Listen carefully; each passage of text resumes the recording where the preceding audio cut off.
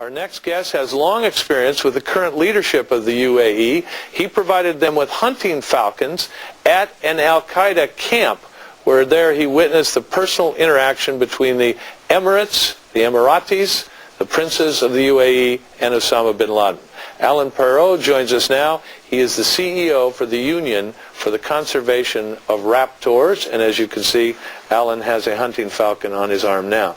Allan, you were the falconer for one of the UAE emirs. You saw them at these falcon camps with Osama bin Laden. What did you see? Okay. While the administrations have pursued al-Qaeda's training camps and tried to put them out of business as best they could, they have failed to close down the falconry camps, which are the real venue for planning the terror events that we have seen around the world. Osama bin Laden arrives at these camps for a month at a time as guests, as a VIP guest of our allies in the Gulf, including the United Arab Emirates. And these emirs from the UAE would bring their military jets in there, their C-130s, loaded with equipment. They would hunt with falcons with bin Laden. Yes. And then they would leave the equipment behind for him. Yes, that's why we call these the money camps. Bin Laden, the falconer camps are an essential keystone to the existence of al-Qaeda. And the United States has even asked the Emirates to shut down these camps, and they have refused to do so. In 1999 is a prime example in the testimony of Richard Clarke in the 9/11 Commission. There was an opportunity to bomb bin Laden in a camp hosted by Sheikh Hamdan bin Zayed, the UAE foreign minister.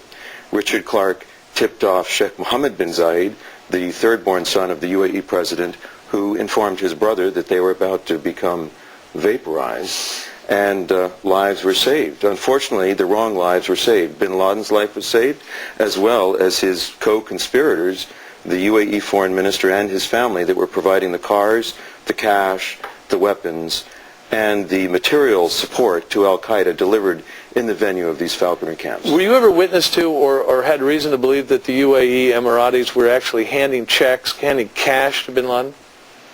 We have evidence of the UAE leader passing a check through one of his sons to bin Laden on his order. This is irrefutable. We also have evidence from Mr. Ronald Motley, who's representing the World Trade Center victims. He's suing Saudi Arabia on behalf of the people killed in 9/11, and he claims in his lawsuit that 1 billion Saudi riyals was transferred to Osama bin Laden in a falconry camp in Afghanistan. By the UAE?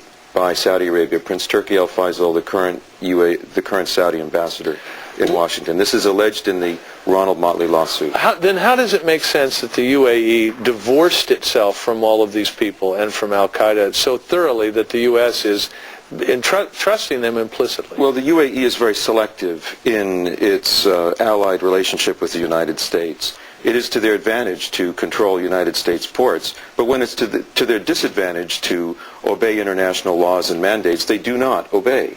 For example, we have caught the UAE foreign minister and the current president and other leaders of the UAE violating UN trade sanctions that were imposed on the United Arab Emirates in 2001. And when we caught them, these trade sanctions were reinforced on March 18th, 2002. And again, we caught the United Arab Emirate leadership smuggling and using government aircraft to do so. These are the top leaders of the country who are violating UN sanctions, UN trade sanctions, and international treaties. Allan Parrot, thanks very much, Allan. By the way, if you'd like to hear more from Allan, he's going to be a guest on my radio show coming up in just about a half an hour. Allan Parrot, falconer to the Emiratis. Allan, thanks very much. Thank you.